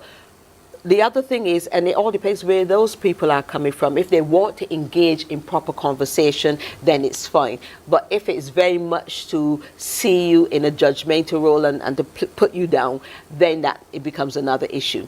And one has to remember that people who are being negative are possibly themselves experiencing issues that they don't want to deal with. Doesn't necessarily mean that it's abusive, but issues in their lives that they do not want to deal with. So why not project onto other people? Yeah. You're quite right on that. And so managing then your expectations, you thought, I've done a wonderful thing. People have responded positively. Have you been reminded of it, your story, from time to time? Not too much. Really? I think I'm the person that does the reminding. You're the one who does the reminding. But having then to change your whole trajectory of your thinking, and I'm asking because I know it's a positive outcome, and so I want you to share with those who are struggling with speaking up, and then struggling with having spoken up, what comes later. How do we manage it minute by minute, day by day, step by step, moment by moment? I think that, well, one of the things, it may not necessarily be the only thing, is making it a new normal, making it part of reality, to have conversations and not feel as though it is a taboo subject that we should pretend doesn't exist. Right. So I think normalizing. That's important. Just normalize it. Yes. I know I'm hearing to wrap. Just quickly, I know you have a piece of spoken word you want to share with us very quickly. Sure. Go ahead. cry for help is all that I need. All that I need is a cry for help. Why must we hide emotions? Why must we ever break down and cry? All that I need is to cry for help. Somebody please help me cry for help. All I can do is cry for help. Well done, Caroline. Oh, so we're not done yet. Domestic abuse? What? Nothing to do with me, love. You know, there's an elephant in the room, but it's nobody else's problem but your own doom and gloom. Creating the stigma, sense of shame, not willing to learn. When society isn't interested and they don't know where to turn. Lisa, Hannah, Julie, Shakira, sensationalized in the news, fluctuates, but dissipates. With the hate, when it's far too late. So unsexy, so untrendy, or simply not in vogue. No soca dancing or fetting to attract the numbers to the fold. Drink water and mind my business. Aye.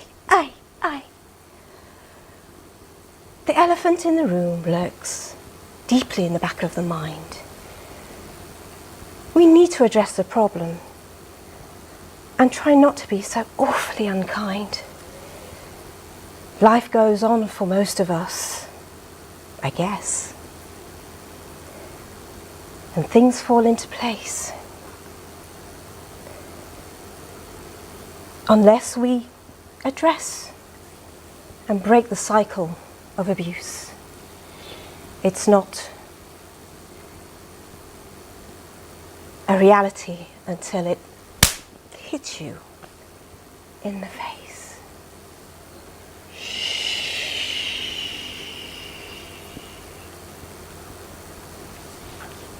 Thank you.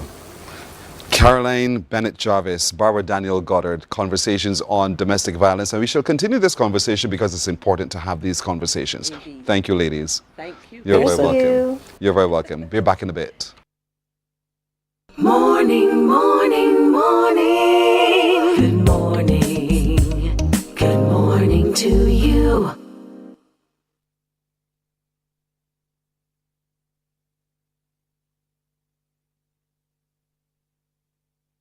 Welcome to St. Thomas. I've seen a lot of places around the world and far apart. But deep inside, there's only one that's closest to my heart. Wherever I may lay my head, no matter where I roam, Barbados will always be home. I love the open spaces. What a feeling to be free. A sea of smiling faces, oh, they mean the world to me. A place with friends, our family, a place to stand alone. Barbados will always be home.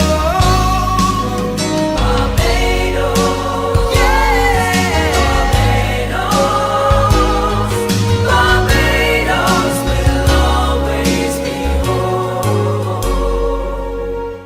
The Prime Minister's office welcomes you to the St. Thomas Ideas Forum, Wednesday, March 26 at 6:30 p.m. at the Rock Hall, Freedom Park. This is your chance to come together and share your ideas for the future of St. Thomas and Barbados. Submit your ideas to ideasforum@barbados.gov.bb or find us on WhatsApp at 256-4646. Come out and let's gather and share our ideas for a better St. Thomas and Barbados.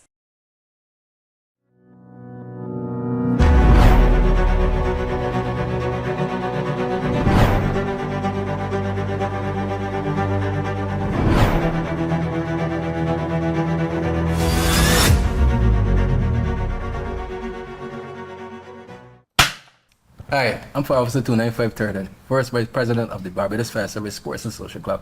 Hi, I'm Fire Officer Colligan, Secretary of the Barbados Fire Service Sports and Social Club. The Barbados Fire Service is celebrating 70 years. Come celebrate with us. The club, we are hosting football, cricket, and road tennis. Morning, morning, morning. Good morning. Good morning to you. Approaching 20 minutes now to 8 o'clock as we turn our attention to advancing Caribbean athletics, the role of education, training, and institutional support. Who knows best to talk about this other than Keisha Reefer Esprit? She joins us now from overseas. Keisha, good morning to you. Can you hear me? Oh, Keisha. Checking with Keisha. Good morning, Barbados. How are y'all doing today? We're doing well. How do you do today? I am fine, thank you. I hope you can hear me very well. We hear you well enough indeed. Now, you're a past student of the Coalition Parish School. You're a national track athlete as well, but you're tackling now the whole question of advancing Caribbean athletics, looking at the role of education, training, and institutional support. Why are you looking at it from those perspectives? I am looking at it from those perspectives because I was an athlete and I can relate. So I take it very personal and I try my best to give back as much as possible to athletics as a whole. And so from where you are, sorry, go ahead. Yes, sir. I said it's paramount that athletes get the sincere respect and support they need to enhance their performances and to reach the highest level. And so that support comes through schooling, education, training, and other organizations coming together. Are you satisfied based from where you sit looking at Caribbean athletics that enough is being done in our schools to give support to that? Definitely not. A lot more is required. Everything takes money. Athletes need more funding. They need more sponsorship. They need a lot of support, mentorship, and also people who sincerely care about their future and not just for making a CARIFTA track meet and not, performing and going further. It really affects their best performances because some people only see the small level and don't see how far these athletes can go up to the Olympic level. Mm-hmm. So as a business person watching today who hears you and think that makes sense, I should invest more, what would you want them to do? Do you see it as just investing in a particular meet for a particular journey or investing lifelong almost for their career?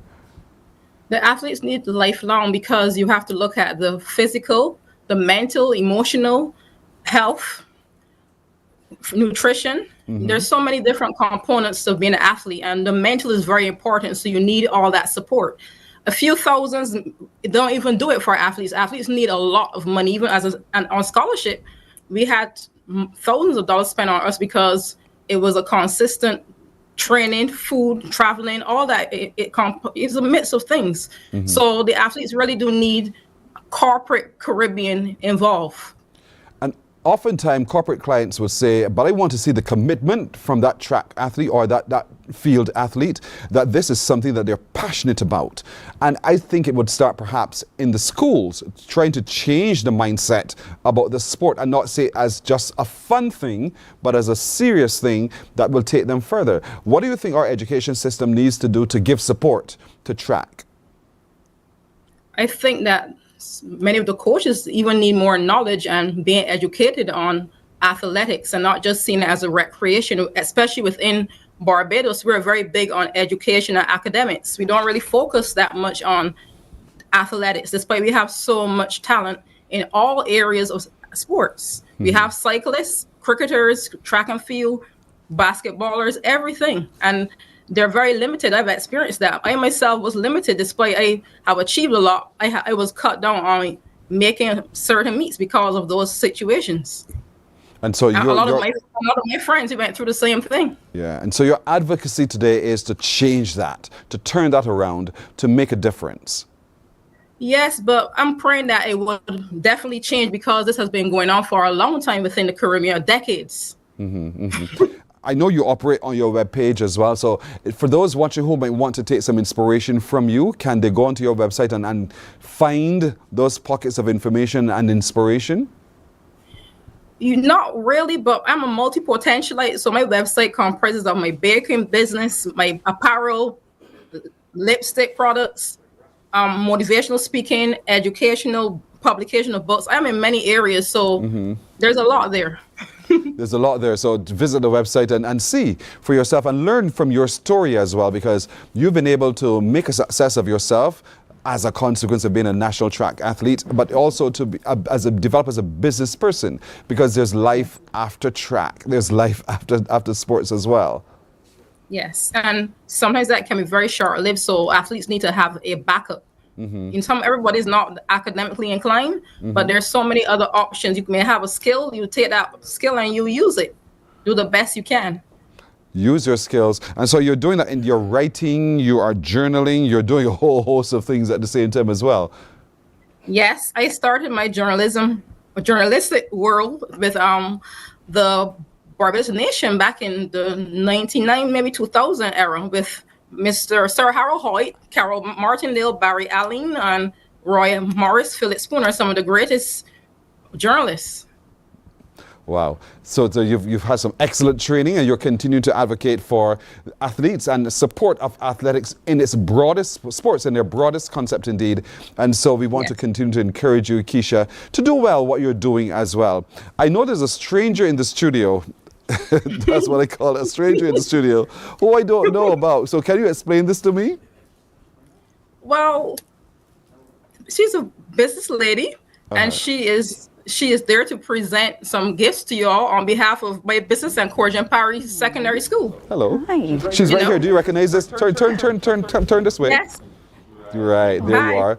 See, she's waving at you. Hello, I can't wave, my hands are full. Oh, let me take this from you then. Thank you very much. And this is from our school, Keisha? Alicia, there are more. It's for you. One is for you. One is for Tisha Hines. And the rest, they're for the crew.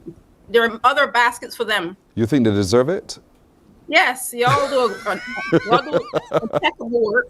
Tisha is excellent, and you are also the same. And the crew has to, they deserve to. Thank you very much. So, Alicia Eversley, she is the owner of the business. And, so I guess y'all would enjoy what she has prepared. We appreciate that. Thank you very, very much. And thank you, Sue, as well. Her company is her company is Gift It To Me. Gift It To Me. Or we'll talk that up in just a little while. But thank you, Keisha. We're happy to be able to join you from overseas. We wish you continued success in all of your endeavors. And thank you for the gifts. Thank you. All the way. We'll take a break. We're coming right back in just a moment. Thank you. Morning, morning, morning. Good morning. Good morning to you.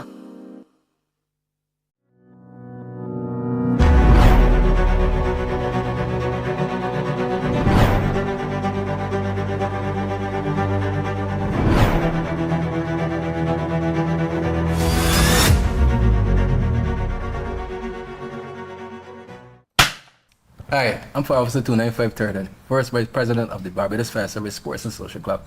Hi, I'm Fire Officer Colligan, Secretary of the Barbados Fire Service Sports and Social Club. The Barbados Fire Service is celebrating 70 years. Come celebrate with us. The club, we are hosting football, cricket, and road tennis. Hope to see you there.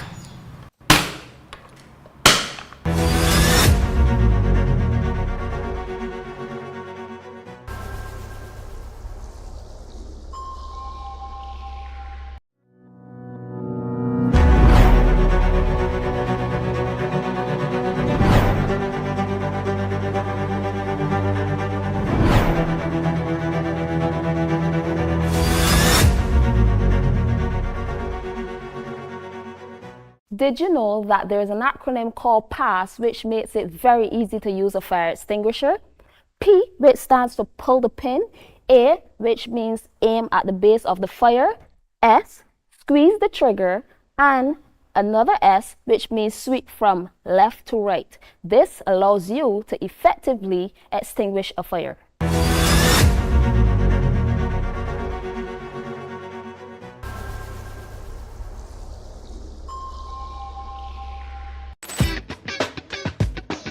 You are now watching the best of Crosstalk.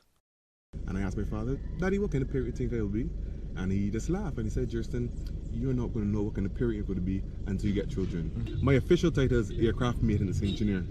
So that is just a really fancy title for the guy that keeps your aircraft on the ground delayed and you're probably cursing in the cabin while he tries to fix your plane. I always tell people the Morning, morning, morning. Good morning. Good morning to you. Well, I asked the question, have you heard of the Church of Pentecost? I'm serious, have you heard about the Church of Pentecost? And or have you heard of the Nehemiah Impact Project? If you have not, we have answers for you this morning, and perhaps by the end of it all, you'll be so inspired to join hands with them to make that difference in our society. Joining me now to talk a little bit more about this is Pastor Emmanuel Gian. Good morning to you, sir. Good morning. He is the national head of the Church of Pentecost in Barbados. Next to him, right there in the middle, is Apostle Dr. Michael Ajiamang Amwako. Yes, sir. Close? Yes, sir. Thank you so much. Thank you so much. And you're the Regional Mission Director as well for the Americas. Good to have you indeed. And across from us, she's so much fun, Claudia Innocent. Good morning, Claudia. Good morning. See what I'm telling you? See what I'm telling you? All bright and cheery in the morning indeed. Let's start with you, Pastor Emmanuel. Talk to us a little bit about the Church of Pentecost. So the Church of Pentecost is a global church with a reach in 200 nations. Started originally in Ghana and recently came to Barbados, I think 20th August 2023, to propagate the gospel and to also show the love of God to the people on the island. And that is wherever we find ourselves, we try to do, not just share the gospel, but show the love of God to people. So far, so good? So far, so good. Where are you located? We are on 15 Tudor Street currently. And Breaktown, we're growing gradually. And that's it, you know, God plants a seed and it will grow. Absolutely. And so you take your time and you water it well and you will see the growth that you're looking for. So bit by bit, gradually, the church is growing, the Church of Pentecost. Yes. Would we be able to walk the street and see a sign on a door anywhere? There is a sign on the door that says Church of Pentecost Barbados. Good. That is the name of Good. the church. And now you're embarked on a series of activities about the Nehemiah Impact Project. What's that about? So I will just give a brief and my boss will continue with the rest. So it's after the biblical figure Nehemiah who sought to rebuild the broken walls of Jerusalem. And this is one of the projects of the Regional Missions Director, Apostle Dr. Michael Ajiamang, in charge of the Americas and the Caribbean. So he will give us some details into that. So Dr. Michael, that's a powerful, first of all, the book is a very powerful book. He's a very powerful biblical figure. Yes, sir. And so I'm taking it to mean that this is a very significant project with which you're engaged. Yes, sir. Nehemiah Impact Project, our aim is not just an event. It's an assignment, a mandate from God to the church to make sure that we impact our communities, our campuses, our families, and all that, to restore life and also demonstrate the love of God to the community. So how do we do it? Some of the programs that we are about to do, starting tomorrow on the 7th, is we're going to be visiting institutions like prisons, our schools, less fortunate families, be doing donations and other things. And beside that, the last Saturday of the program, we'll be doing a gospel crusade. So these are few things that we're going to do. We're going to also do medical screening. What it is that the Lord has blessed the church with so many professionals around the world. And when this project came in, we have some doctors that are part of the church in the States decided to be part of this. So we're going to be doing medical screening with some of our nurses here and doctors also in this country. We'll be donating to schools. We'll be helping a few families that we will visit. And not only that, dental screening and also eye screening, and see how best we'll be able to support these families. Making a real difference in the lives of the people. Yes, sir. Now, when the city walls were crushed and the gates were damaged, Nehemiah didn't rush to the task, as some of us would want to do. We think ourselves to be rescuers. Nehemiah took his time, and he recognized what was necessary and had a plan. And so this is a culmination of all of that thought and planning. And so it's starting from on Tuesday, and it'll run for the rest of the week. And what's it like? Is it an everyday activity for the rest of the week? And how does that work? Every day we have lined out certain things that we're going to do. And I want Pastor to run us through the items that we... So starting from tomorrow, just as Apostle said, we'll be doing scouting of communities of single mothers or homes that need some sort of help. And we will be finding means of donating to them. And then we'll also be doing a few street evangelism on Tudor Street. We'll make a donations to the police on the 28th of March and to the prisons. And we'll be going to a secondary school, Parkinson Memorial Secondary School. We're making a donation there. That will end for the first week. Then in the second week, we'll continue on with the medical outreach. As Apostle said, the dental screening, the eye check, BP, and all those will be for free. And then we'll end up with cleanups also. Yes, the first week we'll also do a cleanup at the beach. We see seaweeds becoming a menace, and I think the church as Salt and Light has a role to play in helping the community. Then last week we'll be doing another cleanup in Bridgetown. And then we'll end up with a musical concert and a crusade on the 5th of April. Where will that concert be? That will be at the Independence Square. Okay, great. You know, again, don't rush in, clean up and prepare. And as much as you've done it to the least of these, you've done it unto me.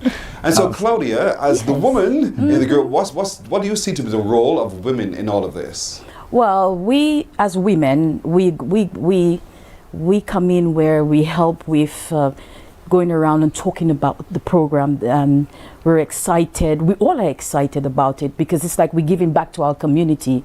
So as women, when we approach other women and we talk to them and we explain to them what the program is about and how we go about doing it, and we want people to know that, hey, when you leave here or you come to our church, you understand what we spoke about. You go back in your community and said, hey, to your neighbor, I went to this church and we understood what was talked about. We understood the Bible, the gospel, everything we spoke about. So it's a good thing. We've been giving back to the community for the past 2 years now. Every 3 months we have an outreach program to give back to the community and let them know we are there for you in whichever way that we can. So it's a good thing that we all play a role. I do enjoy, I'll be honest with you, I never went to a house to say, I would like to talk to you about the gospel. And I did it, and I enjoyed it. It's nice, it's a good feeling, because you're telling people that, hey, church doesn't have to be on a Sunday. We all know that. But we want you to come in on that day and listen and learn. So I love it. Listen and learn. Yes. And so the Nehemiah Impact Project, Apostle, Dr. Michael, talk to me a bit more about why you chose that name. Why was that name chosen? And what does the Bible say we as a people need now to be able to get from this? What it is that when Nehemiah, after receiving the news about his people, the Bible says that he prayed, he consulted the king and sought help so that he would be able to, and permission so that he would be able to go and impact his community. To us as Christians, and as the Bible says that we are the salt and the light, the Church of Pentecost believe that each and every one of us as members and as individuals, God has given us a talent that we can, with these giftings, we can impact or affect positively our communities and our neighborhoods. And with these principles of God and the values that we've received, we want each and every one to go back to their country, go back to their communities, their schools and other things to effect change. So we decided as a church and as members of the church to think about what we can do to bring transformation in our communities, restoration. We have so many broken homes, broken houses, and young people in school that do not have mother figures, father figures in their schools, looking for uncles and aunties that they never had. So we decided as members of the church, we can go to school and adopt some of these young ones, help them to have the opportunity that some of us have received. I came from Ghana originally, but I am U.S. citizen now. Somebody gave me opportunity to be where I am. Schooling back in Ghana, I didn't have the opportunity to go far, just finish high school. But someone gave me opportunity. What I'm trying to do is that coming back to the States, others gave me opportunity. Now I was encouraged to do my bachelor's, master's, and doctorate. There are so many young people in this country that we want to encourage them that they can do it. Yeah. My life alone should tell them that they can make it in life, and their life can also impact others. So that is what the reason why we are here, not only to preach the gospel or invite people to our churches, but we can reach them in their schools and encourage them, go to the communities and encourage them that, hey, we didn't start from this level. It took the power of Christ that has brought us this level. So if you have Christ as your personal savior, he will definitely lead you. And the favor of God that Nehemiah received, and the hand of God that was on Nehemiah brought him to that level. And that same hand is on us. And we are extending that same hand to our young people and in our communities. Well said, well done, indeed. And so, for those who've just tuned in, you're wondering, okay, what's the Church of Pentecost? The Church of Pentecost is a Bible-believing church. It's a Bible-believing church. We are in over 190 countries now. The headquarters is in Ghana, West Africa, but our regional office is in Washington. Within the region, we have the North America, Central America, South America, and the Caribbean. In all, we have about 33 countries now. Right. And we aim to do this project in the other 14 countries that the Lord has laid on our heart during this year. So keep praying for us, and I'll invite you to this program too. Thank you for the invitation, Dr. Michael. Indeed, we invite all of you to be a part of the program. It is the Nehemiah Impact Project, and we want to encourage all of you, if you don't know yet still about the Church of Pentecost, get to know it. It's in Tudor Street. And what time are your worship services? It's from 9 to 11:30. In the morning, Sunday mornings, 9 to 11:30. Just a couple of hours the time. You spent 2 hours really being uplifted indeed, but wanted to get to know more about the Nehemiah Impact Project and how you can be a part of it, not just to benefit from it, but how can you be a benefit to others as well. So pay attention. It starts on Tuesday, runs for a couple of weeks, and so we want to see great results as a consequence indeed. Look, the information is right there on your screen. Arise and transform. So all the information is right there on what day you can engage in what activity, and we encourage you to be deliberate and intentional in doing so. Thank you so much, gentlemen and lady. Thank you. Miss Innocent. Yes. Can Dr. I have Michael. a minute? Sure. A second to pray. Sure. Okay. Those who are watching this broadcast, I want to give you opportunity. If you have not accepted Jesus Christ as your personal savior, this is the time. And I want you to pray this prayer with me. Say, Lord Jesus, I know I'm a sinner, and you came to die for me. And for that reason, I accept you as my personal savior and Lord. Help me to live impactful life in Jesus' name. If you have prayed this prayer, you are saved. We will see you in heaven. God bless you and thank you. Amen. That was our conversation. That is our time for today as well. Ladies and gentlemen, I want to thank you so much for keeping us company. Our little crew says thanks to all of you. See you tomorrow. Wake up, wake up, wake up, wake up. Barbados, get up.